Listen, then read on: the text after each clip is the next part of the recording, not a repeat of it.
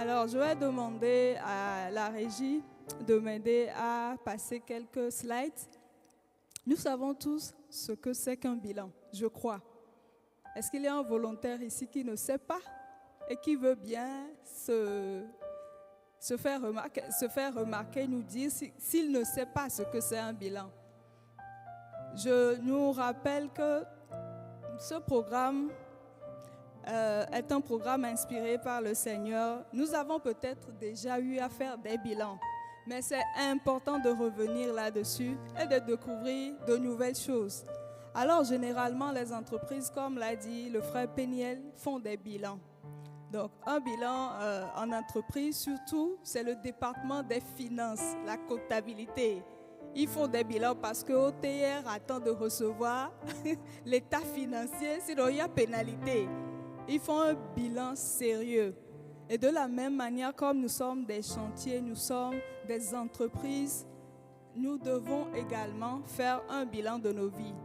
Donc un bilan, c'est un document écrit qui, à un moment de l'année, plus précisément en fin d'année ou en année fiscale, en fin d'année fiscale, montre un peu la santé financière de l'entreprise. Quels sont les patrimoines de l'entreprise à un moment donné, comment les ressources ont été utilisées. Donc, le bilan décrit tous ces détails. Amen. Alors, je voudrais que la régie nous aide à projeter le document sur les vœux, s'ils sont prêts. Est-ce que la régie est prête? Vous vous rappelez quelles sont les personnes qui étaient à la traversée? Vous avez fait un bilan par rapport à vos feuilles de vœux, ceux qui ont écrit les vœux. Est-ce que quelqu'un se rappelle des vœux même? La feuille de vœux. Est-ce que quelqu'un se rappelle de ce qu'il a demandé sur le plan financier, spirituel? Est-ce que tu t'es assis et tu as regardé un peu ce que tu as pu obtenir ou pas? Je ne sais pas si la régie est prête. Ou personne n'a fait de vœux à la traversée le 31 décembre 2023. On a même prié, ok. Bon, je voudrais qu'on donne le micro à la sœur parce qu'il faut qu'on échange. Est-ce que quand tu prends ta feuille de vœux là, bon, il ne faut pas accuser Dieu ici ce soir, hein? C'est juste une question de réflexion. Oui, tu peux lui donner le micro. Est-ce qu'elle a coché toutes les cases?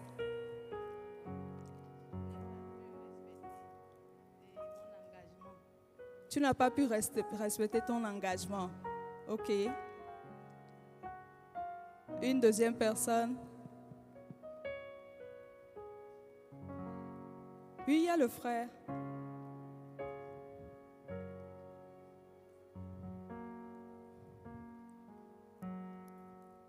Oui. Ok, d'accord. C'est pas grave. Alors, voici la fiche de vœux que nous avons tous renseignée, je suppose. Donc, il y a la partie spirituelle, le plan familial et relationnel, matériel, financier, matériel, professionnel, études et puis autres. Dieu nous laisse même le soin de nous-mêmes dire ce que nous voulons dans d'autres domaines. Quand nous prenons cette fiche, parce que je pense que très bientôt, nous allons encore renseigner cette fiche, où nous l'avions peut-être fait en 2022, en 2021. Mais à ce jour, à un moment donné, quand tu cumules tous tes vœux, ce que tu as écrit en 2021, en 2022, jusqu'en 2024 récemment, que dis-tu de tout ça? Qu'est-ce que tu as reçu? Qu'est-ce que tu as obtenu? Qu'en as-tu fait? Qu'est-ce que tu en as fait? Sur le plan familial et relationnel, c'est vrai, on présente des vœux au Seigneur, mais nous sommes d'accord quand même que nous avons aussi notre part à faire pour l'accomplissement de ces vœux, n'est-ce pas? Donc, j'ai envie de poser la question. Quand tu as écrit les vœux, tu as envoyé les vœux comme une lettre à Dieu et puis tu as attendu en décembre pour savoir, bon, ça, je n'ai pas eu. Mais en réalité, je crois que les responsabilités sont partagées. Donc, demande à ton frère, qu'as-tu fait? Qu'as-tu fait? Ok. C'est pour nous rappeler l'importance vraiment de s'arrêter et de faire ce bilan. Je pense qu'on peut continuer Le bilan a véritablement un fondement spirituel et je voudrais nous inviter à lire quelques passages. Vous savez, on a tous besoin d'une feuille de route. Le Seigneur a une feuille de route pour chaque année. Et nous-mêmes, même le gouvernement togolais a une feuille de route. Sur 5 ans, sur 3 ans, le gouvernement togolais a une feuille de route. Et si vous êtes des acteurs dans le milieu séculier ou social, vous pouvez aligner votre planification sur les astres des points ou bien sur les astres de la feuille de route du gouvernement, indépendamment du domaine dans lequel vous exercez. Donc, c'est important de connaître la feuille de route du gouvernement. Par exemple, si vous êtes dans le domaine économique, si le gouvernement met un accent sur un point comme l'agriculture, et si tu es dans le secteur agricole, tu dois connaître la feuille de route, ce que le gouvernement veut faire, là où il veut aller, est aligné sur ce axe ou sur ce point. Donc, j'ai envie encore de nous redemander, quelle était ta feuille de route en 2024? Ou peut-être, quelle est ta feuille de route en 2025? Peut-être si Dieu t'a déjà parlé, communiqué. Quelle est ta feuille de route? Ou bien tu entres seulement comme ça. Est-ce que tu as une feuille de route? Je crois que nous en avons. Ou peut-être pas détaillée, mais certainement que nous en avons. C'est important. Donc, nous aurons pratiquement 3 points, à part l'introduction, l'importance. Pourquoi c'est important de faire le bilan, comme on le dit? Quels sont les avantages quand je fais un bilan? Comment je le fais? Dans quelles conditions je me mets pour faire le bilan de ma vie? Tout à l'heure, on a parlé de la santé émotionnelle. Qui a déjà fait un bilan de sa santé émotionnelle? Comment ça influence tes relations, tes décisions, ton couple, etc. Et comment le réaliser efficacement? Et le 3e point, c'est juste un cas pratique. On va juste commencer. On ne peut pas faire le bilan, un cas pratique ici, en intégralité, mais on peut commencer quand même. Amen. Si on est ensemble, est-ce qu'on peut acclamer le Seigneur? Parce que je crois qu'on ne va plus entrer en 2025 comme on le faisait les autres fois. Alors, est-ce que la régie peut continuer la présentation? Est-ce qu'on peut lire ces passages, s'il vous plaît? Genèse 1, 17, Jean 19, 30 et 2 Timothée 4, 7 à 8. La personne qui retrouve le passage en premier, il y a un micro, je pense.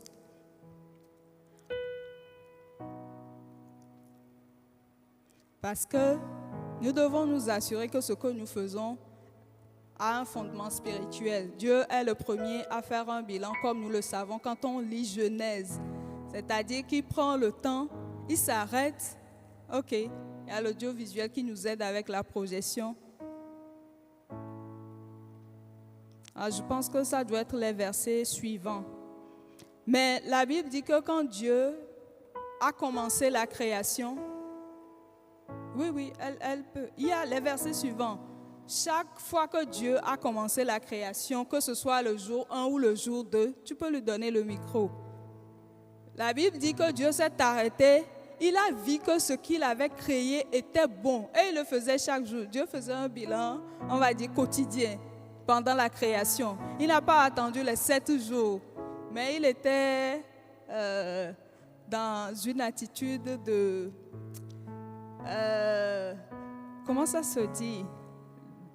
D'appréciation au fur et à mesure pendant la création. Est-ce que la sœur peut lire le verset? Quelqu'un d'autre peut lire aussi Jean 19, 38. Jean 19, verset 30. Quand Jésus eut pris le vinaigre, il dit, tout est accompli. Et, baissant la tête, il rendit l'esprit. Amen. Donc, quand Jésus à la croix, la Bible dit que quand il prit le vinaigre, il a dit tout est accompli. Ça veut dire que Jésus avait une feuille de route et arrivé à un moment donné, à un moment T de son parcours sur la terre, il a dit tout est accompli. Bon, je ne sais pas si en 2024, tu peux aussi t'arrêter pour dire tout est accompli pour ce que Dieu a prévu pour toi, ce que tu as planifié. Parce que Dieu attend qu'on aille au bout de ce que nous commençons et qui s'inscrit dans son plan. Donc Jésus lui-même avait fait un bilan. Je ne sais pas si c'est facile d'être à la croix et de dire tout est accompli, mais il s'est arrêté pour dire ok, c'est une façon de faire un bilan pour dire j'ai achevé ce qu'il m'a demandé de faire. Donc tout est accompli. Et comme je le dis, chaque année, Dieu a une feuille de route pour chacun. Mais est-ce que nous nous sommes inscrits dans cette feuille de route alors que nous clôturons 2024? Est-ce que nous pouvons dire que, avec certitude que pas tout est accompli parce que c'est trop fort? Mais est-ce qu'on peut se dire j'ai fait ma part? Demande à ton voisin, est-ce qu'il peut dire j'ai fait ma part? Est-ce qu'il peut dire ça? Bon, je vois les sourires seulement. Et puis je vois certaines têtes qui font comme ça. Donc c'est important de s'arrêter, de savoir pourquoi, qu'est-ce qui n'a pas marché. Et je vais prier le dernier passage de Timothée 4, 7, 8. Et c'est Timothée qui parle aussi. C'est plutôt Paul qui parle à Timothée. Est-ce qu'un frère peut lire ce passage? Un frère, pas une sœur. Il y a mon frère qui est là-bas, qui a levé là-bas, un frère. On va y aller rapidement.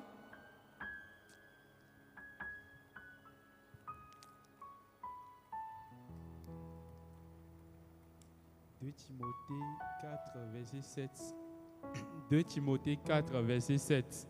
J'ai combattu le bon combat, j'ai achevé la course, j'ai gardé la foi. Amen. Désormais, la couronne de justice m'est réservée. Le Seigneur, le juste juge, me la donnera en ce jour-là. Et non seulement à moi, mais à tous ceux qui auront aimé son apparition. Amen. Amen. Par ce passage, Timothée aussi, souvent je vois sur les faire-part de décès, on écrit, la personne, le défunt, on écrit sur le faire-part. Je ne sais pas si c'est la personne, si c'est la famille qui est inspirée et écrit cette phrase, qui dit « J'ai combattu le bon combat ». Bon, ben, c'est une façon aussi pour Paul de dire, parce qu'il connaissait. Si tu ne connais pas, comment tu peux dire j'ai combattu le bon combat? Et à un moment donné, tu t'arrêtes, toi-même, tu sais au fond de toi, quand tu dis cette phrase, j'ai combattu le bon combat. C'est-à-dire, tu as des coups, tu as des cicatrices. Et quand tu vois ta vie, tout ton parcours, tu peux dire à Dieu, tu peux te dire à toi-même et aux autres, j'ai combattu le bon combat. Parce que Jésus, vous vous rappelez quand Thomas l'a vu, Jésus pouvait dire vraiment tout est accompli. Il avait des cicatrices, il avait une preuve de ce que son parcours a été une lutte, mais il est allé au bout. Parce que dans le passage de Timothée, il y a une récompense, un héritage associé quand on arrive à terminer la course. La preuve, Paul dit, j'aurai eu une couronne, j'aurai une récompense. Amen. Donc, nous devons aussi nous arrêter, regarder à nos vies, chaque aspect de nos vies et évaluer ce que nous avons réalisé, nos accomplissements. Et puis quand le Saint-Esprit, il nous demande, est-ce que tu as comme un responsable, ton superviseur, est-ce que par rapport à ce point, où est-ce que tu en es, qu'est-ce que tu fais, quelles sont tes réalisations, tu sois capable, de dire ce que tu as fait véritablement. Amen. Ok, on va poursuivre. Donc, ce sont quelques questions. Quelle était ta feuille de route en 2024? Qu'est-ce que tu visais en janvier 2024? Maintenant, on est en décembre. Quelles ont été tes habitudes, les personnes que tu as fréquentées, les décisions que tu as prises cette année? Est-ce que c'est en conformité avec ta feuille de route? Si tu dois dire quelque chose par rapport à l'année 2024, en un mot, un adjectif, que dirais-tu? Que dirais-tu de 2024? Comment tu résumerais 2024? Je me rappelle en début d'année, j'ai eu un verset. C'est un verset clé pour l'année. Mais le verset parlait de la joie. Mais tout au long de l'année, bon, il y a eu de la joie, mais il y a eu beaucoup de pleurs aussi. Mais par la suite, je comprenais en fait que je devrais garder la joie. Je devais cultiver la joie. Je devais être joyeuse, si je peux le dire comme ça. C'est un verset qui parle de la joie. Je pense que c'est le psaume 124. Le Seigneur dit qu'il fait de grandes choses, de belles choses et que je suis dans la joie. Mais au cours de l'année, là, il y a eu tellement de défis, des épreuves. Bon, mais je crois qu'il donne une parole, une feuille de route en début d'année sur laquelle plutôt nous devons nous appuyer. Nous devons nous accrocher quand il parle de la joie. En tout cas, quand il me parlait de la joie. Donc, je peux dire que même s'il y a eu des pleurs, 2024 était une année joyeuse pour moi. Parce que je me suis rappelé que je ne devrais pas rester dans la tristesse, mais j'ai reçu une parole en début d'année. Et donc, cultiver sans cesse la joie. Amen. Donc, que dis-tu de 2024? La régie, on peut poursuivre, s'il te plaît. Donc, on vient de parler de l'importance, mais on va parler de l'avantage. L'avantage de faire un bilan et dans quelles conditions. Donc, dans cette partie, vous avez c'est juste quelques points, quelques avantages et les conditions. Commencez toutes choses, malgré les épreuves, malgré les difficultés, par l'action de grâce. Vous vous rappelez la définition d'un bilan, c'est un état écrit. C'est un document écrit plutôt qui retrace le patrimoine de l'entreprise, comment les ressources ont été utilisées.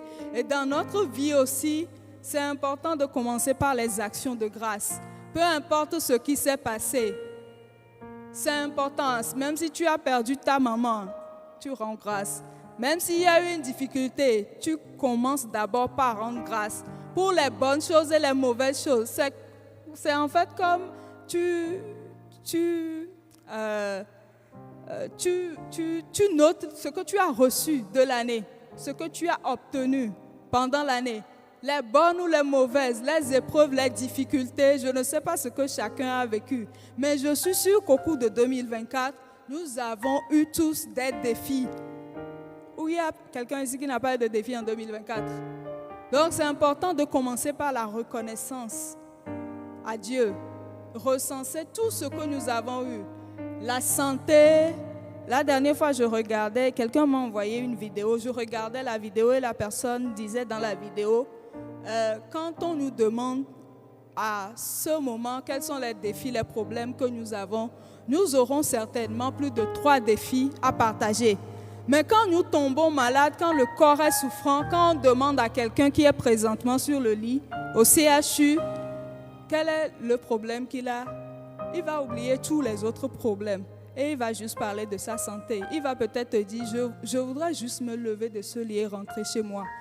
Je voudrais juste arrêter de ressentir cette douleur. Du coup, la personne oublie tous ses défis.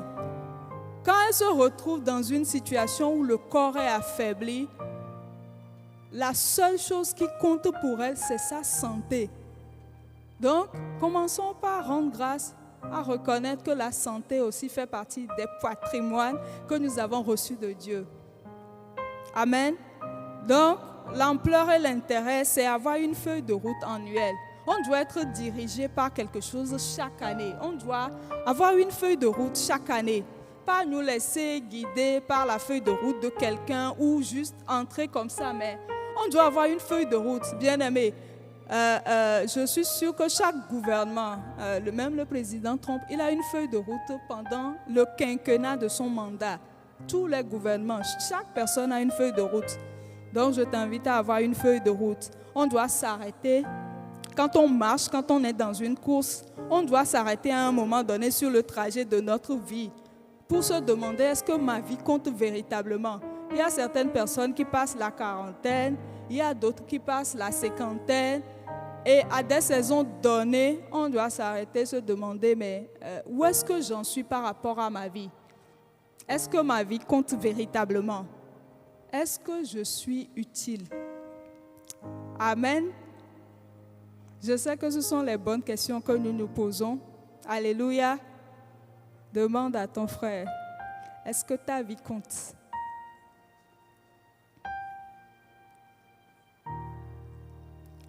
Alors on doit s'arrêter pour identifier les facteurs de succès, d'amélioration, de ce qui a marché, les opportunités, ce qui a marché. Et il y a une technique pour creuser, aller en profondeur qu'on peut utiliser. C'est très simple, ça s'appelle les 5 why. Parce que vous savez, si vous ne vous arrêtez pas et nous continuons de juste fonctionner sans s'arrêter, se demander, mais qu'est-ce qui a marché? Comment est-ce que j'ai fait? Pourquoi? Qu'est-ce qui a contribué à ce que cette chose, cet objectif-là marche? Ou qu'est-ce qui n'a pas marché? Les 5 why, ça permet tout simplement de creuser à fond pour identifier la cause profonde. Peut-être que tu t'es fixé comme objectif cette année d'épargner, donnez-moi un montant. Pardon? 10 millions. Ok. Mais tu t'es fixé cet objectif et puis tu comptais sur le Saint-Esprit. Amen? Oh, pourquoi vous ne dites pas Amen? Mais pourquoi? Tu t'es fixé comme objectif financier d'épargner ou bien d'avoir un chiffre d'affaires de 10 millions cette année. Mais en réalité, tu ne t'es pas demandé si ton activité, au moment précis, cette année où tu as démarré, tu es un jeune entrepreneur, tu ne t'es pas demandé si tes conditions permettent d'avoir ce chiffre d'affaires alors que tu es un débutant, quoi. Je ne dis pas que c'est impossible. C'est que tu t'es fixé l'objectif qui n'est pas très réaliste. C'est bien d'être ambitieux, c'est pas mauvais. Mais les 5 why, c'est-à-dire les pourquoi, vont te permettre de savoir, ok, je n'ai pas eu les 5 millions. La première raison, par exemple, le premier why, qui est le pourquoi, va peut-être renseigner ta réponse en disant, c'est parce que je suis une jeune entreprise. Amen. Ok, donc si je suis une jeune entreprise, est-ce que mes produits me permettent d'avoir ce chiffre d'affaires? Donc, ainsi de suite, en se posant les questions, tu vas identifier la cause profonde de ce qui a bloqué ou de ce qui n'a pas bien marché pour que tu aies les 10 millions comme chiffre d'affaires. Donc, ça permet de connaître la cause profonde qui t'a empêché d'atteindre cet objectif. Et on peut l'appliquer dans les autres domaines aussi de notre vie. Amen. Donc, l'un des avantages, comme j'ai mis ici, j'ai mis fondre dans la bouchée, non, dans la mer. C'est visualiser l'état des lieux par rapport à un plan global. Parfois, nous sommes au mauvais endroit. Vous connaissez l'histoire de Marthe et Marie. Il y a le pasteur Teddy qui dit que Marthe, elle a fondu dans la mer, mais Marie, elle a fondu dans la bouche au bon endroit comme un bon bonbon. Amen. C'est-à-dire, parfois, nous faisons les choses qui sont bonnes, hein, mais qui ne sont pas forcément dans la volonté de Dieu. Amen. Alléluia. Donc, c'est important d'être au bon endroit, comme Marie. Cette année, ça te permet de savoir, ok, cette année, le Seigneur veut peut-être plus que je sois intentionnel par rapport à ma vie spirituelle ou peut-être par rapport à mes finances. Il m'appelle dans ce domaine. Je dois plutôt cette année ou sur les 3 ans à venir être un peu plus intentionnel par rapport à mes études. Mais si tu te focalises plutôt dans un autre domaine, il y a une incohérence. Donc ça permet de reposer aussi les bases de nos accomplissements, de nous réajuster, comme Proverbe 14, 12 le dit. Donc ça permet aussi d'augmenter sa productivité en mettant au centre la pensée de l'éternité. Donc quelles sont les conditions? Dans quelles conditions je me mets pour faire un bilan? La première chose, c'est que je planifie. C'est intentionnel. J'ai un temps au cours de l'année. Normalement, ce n'est pas forcément en décembre, c'est avant décembre. Je suis intentionnel. Je prends un rendez-vous. Je prends un temps de retraite ou bien je me mets seul quelque part. Ça peut se faire à n'importe quelle saison de l'année. mais aussi en fin d'année. Je peux prendre une semaine, je peux prendre 3 jours, chercher la face du Seigneur et lui demander, ok, depuis janvier jusqu'à cette date, voilà ce que j'ai fait, qu'est-ce que tu en penses, qu'est-ce que tu en dis, quels sont les points que je dois changer en 2025. Cet état de mon cœur-là, est-ce que je dois continuer en 2025? Il y a des choses bien aimées qu'on doit laisser en 2024. Amen. Il y a des choses qu'on ne doit plus emmener en 2025. Alléluia. J'invite le Saint-Esprit aussi parce que lui connaît toutes choses. Il va te dire, ok, tu n'as pas réussi ça parce que il y a eu ce point, il y a eu ce point. Peut-être que toi-même tu ignores. Il va te dire, tu n'arrives pas à faire ceci parce que il y a peut-être 10 ans ou bien il y a eu dans ta vie quelque chose qui t'a tellement blessé et qui t'a emmené à ne pas t'ouvrir aux autres. Dans tes relations, par exemple, Dieu t'envoie des gens dans tes relations, mais peut-être qu'il y a quelque chose en toi qui les repousse. Il y a quelque chose, je connais l'histoire d'une sœur comme ça. Chaque fois que quelqu'un est proche de sa sœur ou bien est proche d'elle, la relation finit par s'effriter, toujours, toujours.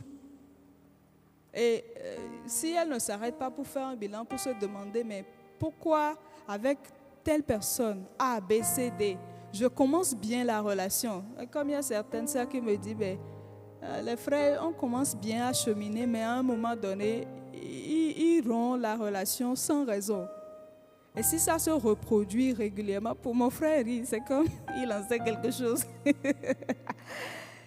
Si tu ne t'arrêtes pas pour savoir, mais pourquoi ça se passe ainsi? Ou certaines personnes, ils ont des opportunités de travail, mais au bout d'un certain temps, le travail devient une situation précaire. Ça ne dure pas dans le temps. Ou soit ils sont licenciés, ils ont déjà eu cette expérience 3 fois. Pourtant, il y a la compétence. Si à un moment donné, tu ne fais pas le bilan de ta vie professionnelle pour savoir, mais j'observe ceci dans ma vie. Saint-Esprit, toi, tu sais toutes choses. Pourquoi ça se reproduit? Pourquoi je n'arrive pas à avoir une stabilité dans ma vie professionnelle? Tu vas continuer à déposer les CV, à multiplier les actions sans changer ce qu'il faut changer. Donc, c'est important d'inviter le Saint-Esprit. Il va peut-être te dire, ok, tu vas désormais cultiver peut-être la loyauté ou bien la patience. Ou je ne sais pas, il va peut-être te dire quelque chose forcément. Alléluia. Donc, il faut tendre l'oreille pour l'écouter, être sincère et honnête, rester ouvert au feedback et avoir une disposition de cœur, une attitude où on veut apprendre. À rester ouvert au feedback et être sincère et honnête là. Il y a des choses parfois quand toi-même, tu es avec toi là, tu dois accepter que j'ai ce problème. Mais si tu n'acceptes pas, le Saint-Esprit ne pourra pas t'aider. Si 2-3 personnes le disent peut-être souvent, s'il te plaît, prends le temps de dire, ok, je vais m'examiner. Mais si tu es fermé, même le Saint-Esprit va te parler, mais tu ne vas rien entendre. Et tu vas continuer par reproduire les mêmes erreurs. Et à un moment donné, comme la Bible dit, quand on le frustre, qu'il est attristé, il va juste se taire. Et tu vas tourner en rond pendant 5 ans. Tu vas crier Alléluia, les proclamations, je reçois, tu vas saisir. Tu verras d'autres personnes en train d'avancer, mais tu vivras une stagnation pas possible. Tu vas stagner. Alléluia. Amen. Ok, donc voilà un peu les conditions, mais on peut avoir d'autres conditions. Mais le plus important, c'est vraiment de planifier ce temps et d'inviter le Saint-Esprit. On peut poursuivre la régie. Ok, avant qu'on ne passe au point 3 sur comment le réaliser efficacement, je voudrais nous inviter à élever la voix en esprit pour ceux qui le peuvent, parce que le Saint-Esprit, il parle en même temps. Et je voudrais que nous puissions l'écouter. Est-ce qu'on peut prendre le temps d'élever un peu la voix en esprit? Parce qu'il est là pour nous parler. Nous voulons l'écouter, Esprit de Dieu. Merci de ce que tu parles à mon frère, tu parles à ma soeur. sur ce caractère, sur ce point de sa vie, cet aspect de sa vie. Merci de ce que tu lui révèles, cette chose qui l'empêche de progresser dans sa vie, dans sa destinée. Cette chose qui constitue un blocage pour elle, pour lui, et qui t'empêche de prendre pleinement toute la place et de changer sa vie pour l'emmener au succès, à la réussite. Esprit de Dieu, merci pour ta présence. Nous endommageons l'ignorance, tout ce qui constitue une obstruation, tout ce qui obstrue les oreilles, le cœur, la mentalité de mon frère, l'empêche à t'écouter. Nous brisons dans le nom de Jésus cet obstacle. Dans le nom de Jésus, nous déclarons maintenant que nos cœurs, nos oreilles, nos pensées sont ouverts dans le nom de Jésus. Nous entendons ta voix selon qu'il est écrit que mes brebis connaissent ma voix, ils entendent ma voix, ils me suivent. Ah, merci de ce que nous sommes, ces brebis qui reconnaissent ta voix. Là où il y avait un esprit de confusion, dans le nom de Jésus, nous déclarons maintenant que nous recevons pleinement ta voix qui nous parvient. Nous ne sommes plus confus, mais nous avons la clarté dans les idées, dans les pensées pour identifier et reconnaître ta voix et y marcher dans le nom de Jésus. Est-ce que tu peux élever la voix en esprit? Est-ce que tu peux élever véritablement la voix quelques minutes et soupirer qu'il te parle, soupirer pour entendre sa voix? Esprit de Dieu, viens parler à mon frère en ce moment. Parle à ma soeur,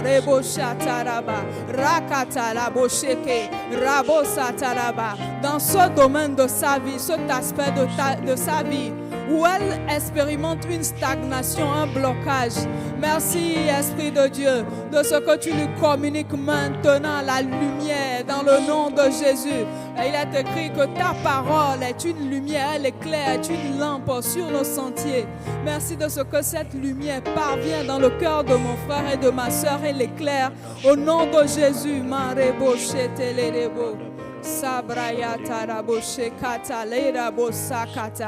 merci de ce que 2025 est une année fructueuse et nouvelle où nous entendons ta voix au nom de Jésus. Amen.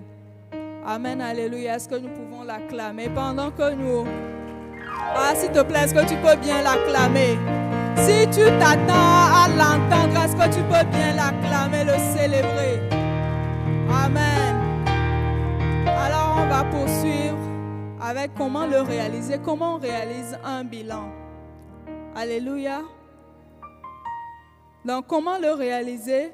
On a un processus simple qui peut changer, mais c'est la base qui permet de réaliser un bilan.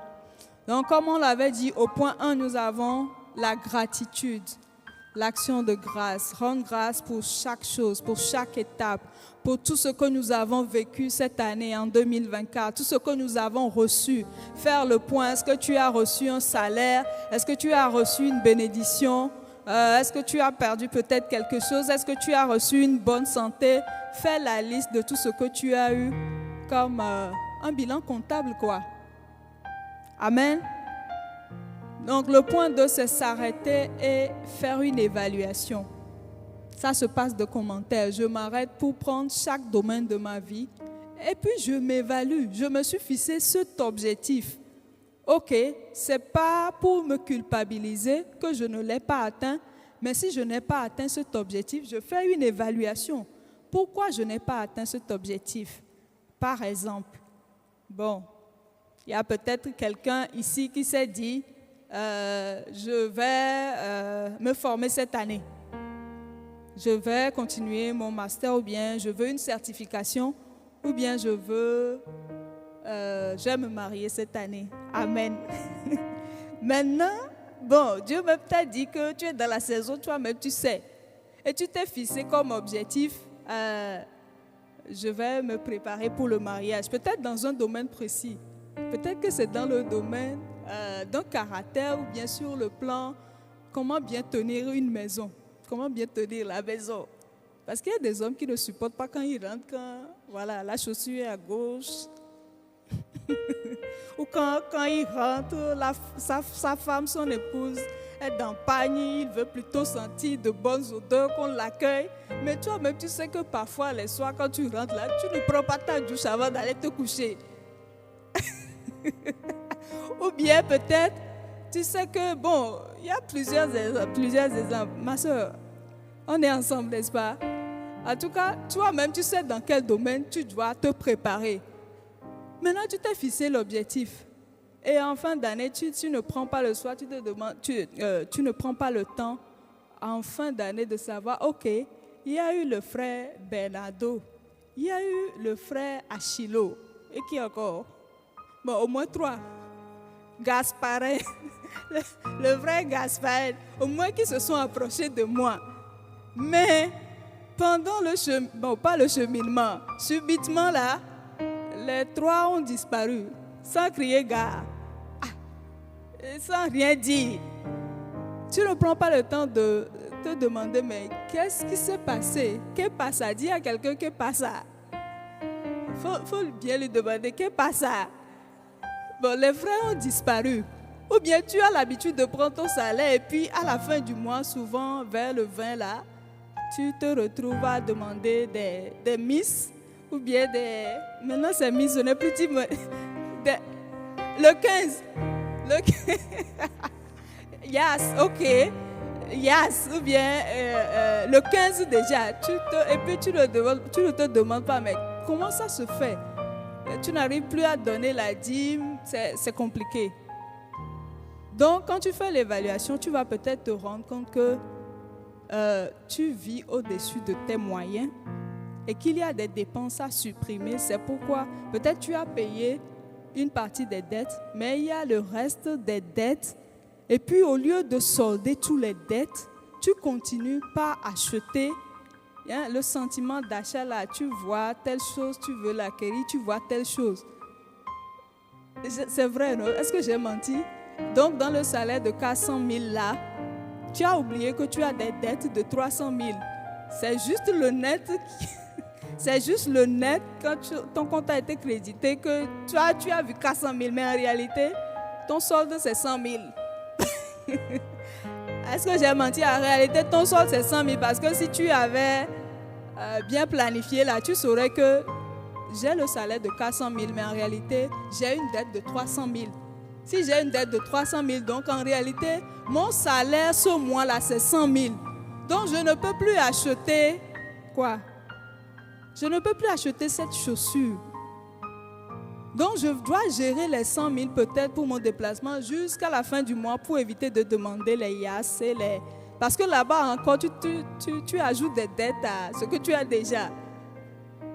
Amen. Donc, quand le frère vient et quand il repart, c'est peut-être ton odeur qui... Donc, il y a des frères qui ont un standard très élevé. Il y a des sœurs aussi.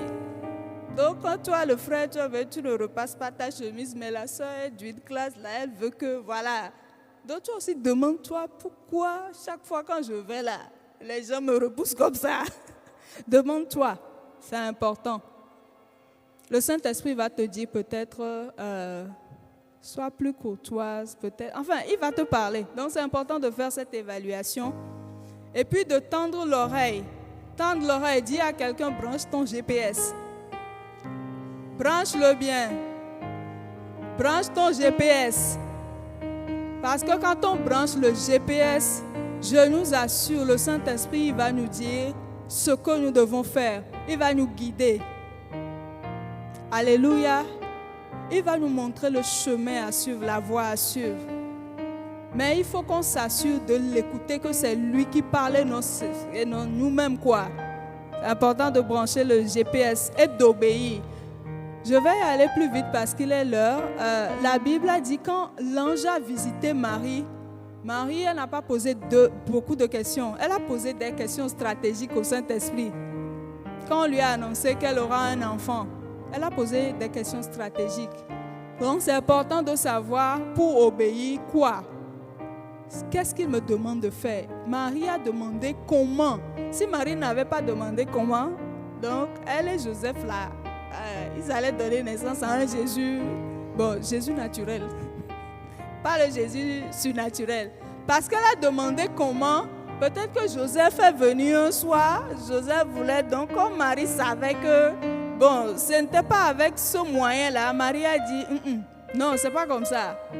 Donc c'est important de demander au Saint-Esprit avant d'obéir le quoi et le comment. Amen. Et puis partir à nouveau, planifier. La planification. Je pense qu'on aura un autre atelier par rapport à la planification avec un invité, une invitée surprise. Alléluia.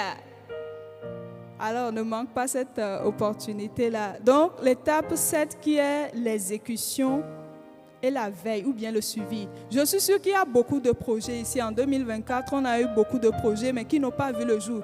Tourne vers quelqu'un, dis-lui 3 fois action, action, action. Pardon, dis encore. Bien-aimé, Dieu nous demandera des comptes un jour. Il y a des projets qui dorment. Il y a des choses qui sommeillent en nous. Peut-être que nous sommes arrivés à ce stade au niveau de la planification, peut-être pas. Mais tant qu'on n'agit pas là, il y a des dons prophétiques qui vont se manifester. Il y a des entreprises qui vont naître. Mais tant qu'on n'agit pas là, quand tu ne te lèves pas là, 2025 va venir, tu vas reconduire le même objectif, mais sans action là. Dieu va donner la même idée. À un moment donné, il est fatigué, il dit, mon fils là, il faut le laisser.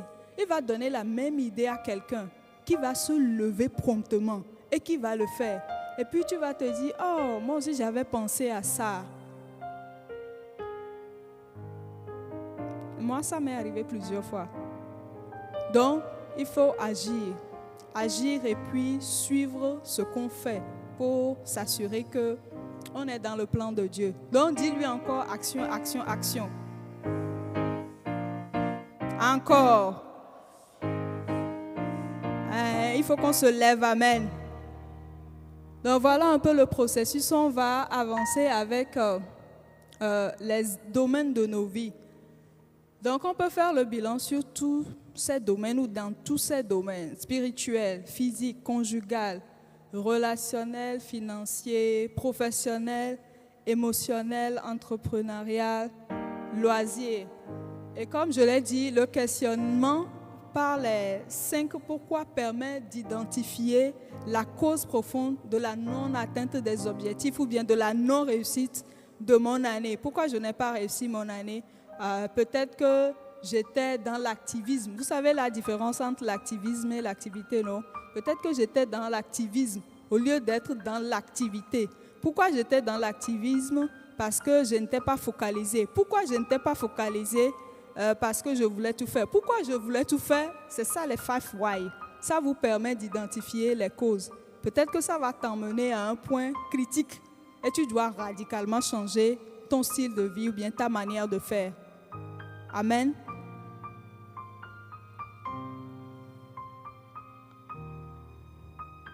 On peut poursuivre la régie.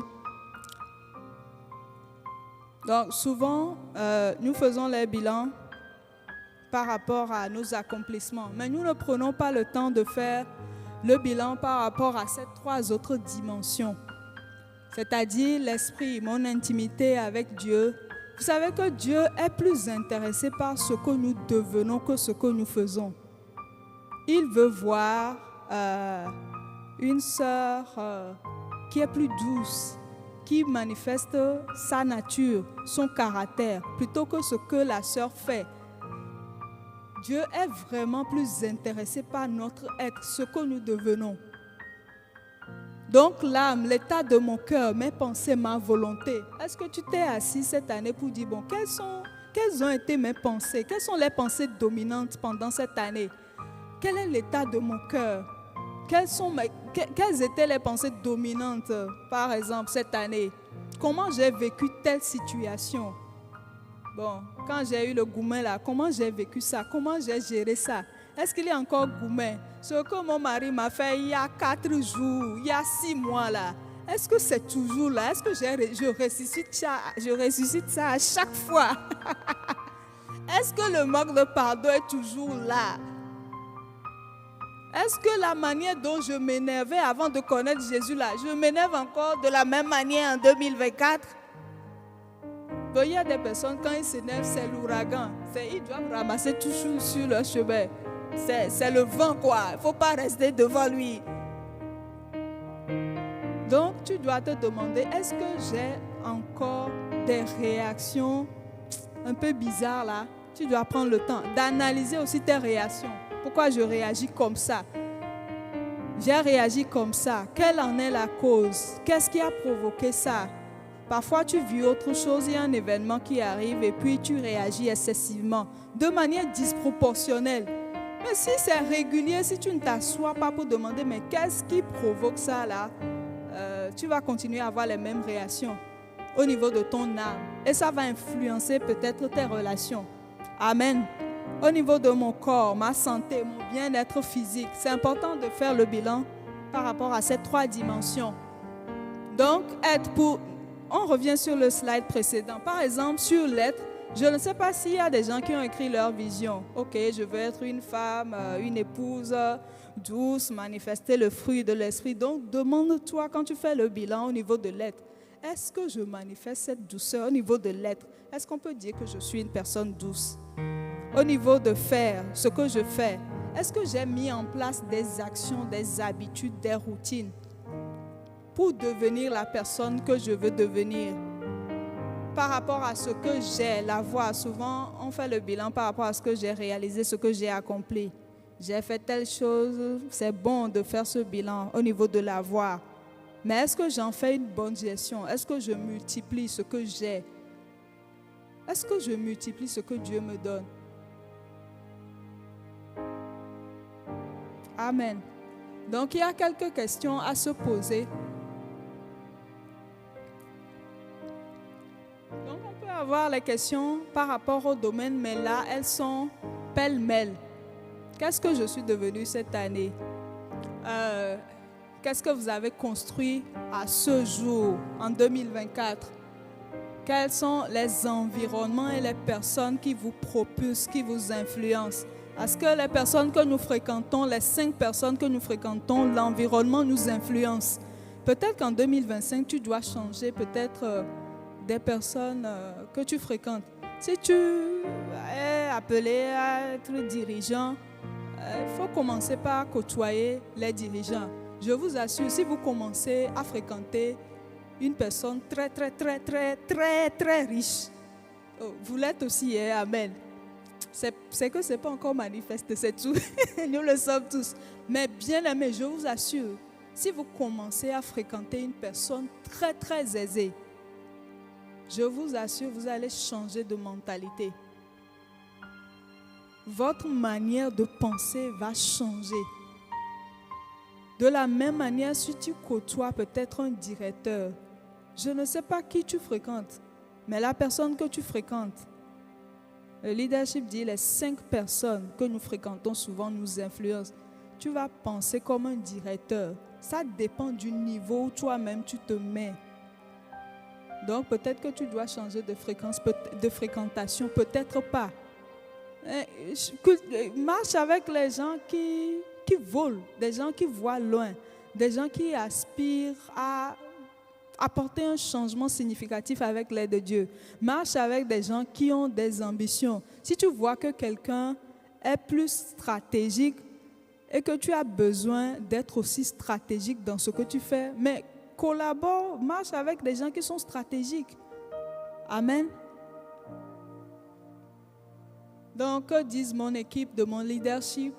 Comment j'utilise mes dons et mes talents? De quoi je suis fière?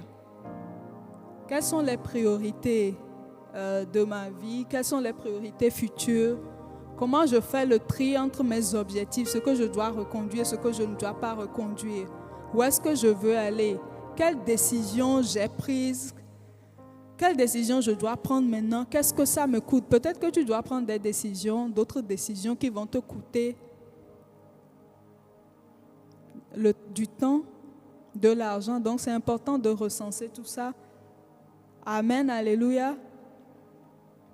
Est-ce que j'ai grandi Ou est-ce qu'on voit toujours les œuvres de la chair qui sont visibles dans mon caractère? Est-ce que j'ai grandi? Si j'ai grandi, dans quel domaine, dans quel aspect je grandis? Amen. On peut poursuivre la régie. Donc ça, c'est juste, on ne pourra pas faire le cas pratique, mais pour ceux qui voudraient peut-être utiliser ce canevas, donc c'est très simple. Vous avez les domaines de vos vies avec peut-être l'objectif que vous êtes fixé dans un domaine, par exemple spirituel. Toi-même, tu as dit, tu vas lire la Bible cette année, toute la Bible cette année. Donc, quand tu mets l'objectif là-bas, quand tu as lu la Bible, en quoi ça a changé ton être, ça a influencé? Qu'est-ce que tu as mis en place? Qu'est-ce que tu as fait? Qu'est-ce que tu as acquis de la lecture de la Bible? Maintenant, quelles sont les résolutions que tu prends? C'est Job qui dit, à tes résolutions répondra le succès. Donc, il faut passer de l'étape de souhait à résolution. La Bible dit que Joseph résolut. Donc, il faut aller chercher la définition de comment, quand quelqu'un est résolu. La résolution, là, ce que ça veut dire, c'est différent du souhait. C'est-à-dire, tu deviens esclave de ton objectif. Amen. Tu deviens esclave de ton objectif, de ta résolution. Tu as dit tu vas jeûner au moins un jour dans la semaine, mais bon, le Saint-Esprit elle a dit ok, bon, il va encore reproduire le même objectif, mais tu ne changes pas tes habitudes, donc tu ne pourras pas réussir en fait cet objectif. Tu ne changes pas ce que tu mets en place comme habitude, comme routine, ça va être compliqué. Donc dans le domaine physique, relationnel, on peut aussi faire le même exercice.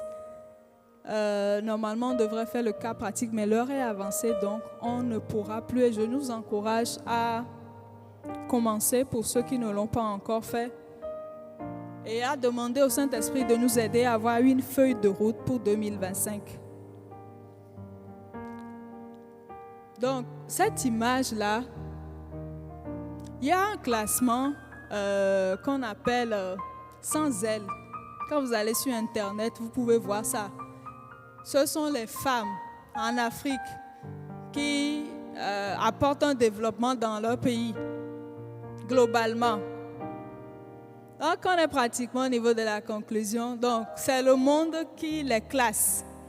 Donc, elles sont les top 100 femmes qui ont influencé, on va dire, le domaine du développement social, peu importe les domaines, dans leur pays, en Afrique. Pourquoi j'ai pris cette photo? Parce que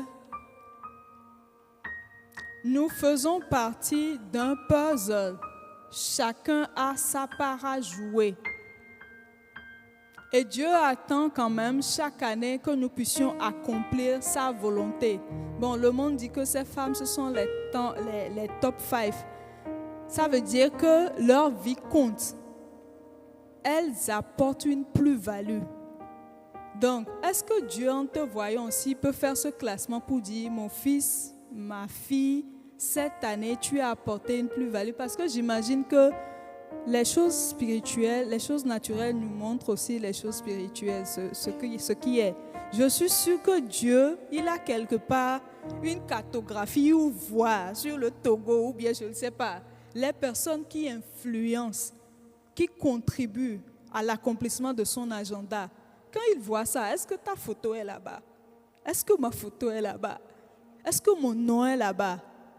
Est-ce que ma vie compte là-bas?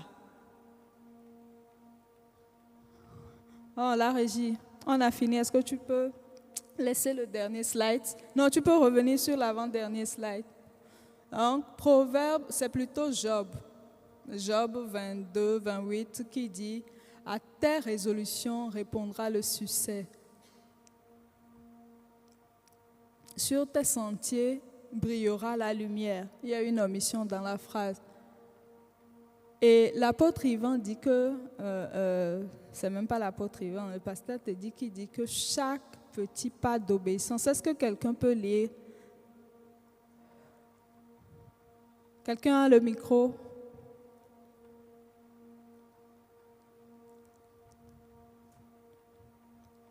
Oui, tu peux lire, mon frère, s'il te plaît.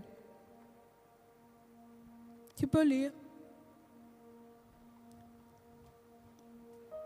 à tes résolutions répondra le succès. Non, le deuxième, chaque petit pas Chaque petit pas d'obéissance posé avec foi. Chaque petit pas d'obéissance posé avec foi vous maintient dans la volonté de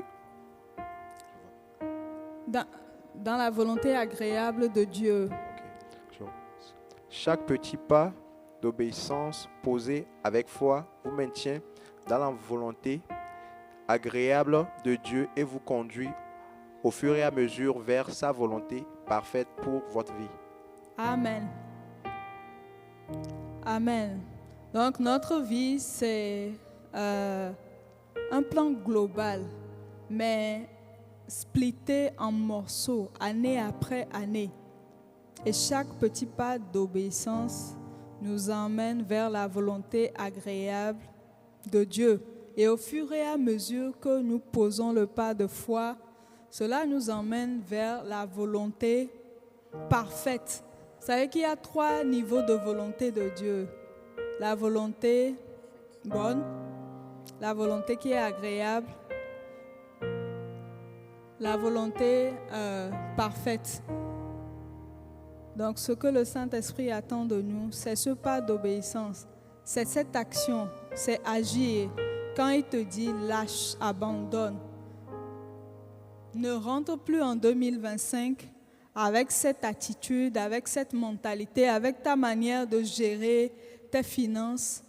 Il est en train de te demander, obéis simplement. Donc ce n'est pas à la traversée que le changement se produit, mais c'est quand nous obéissons. Nous avons sa feuille de route. Amen.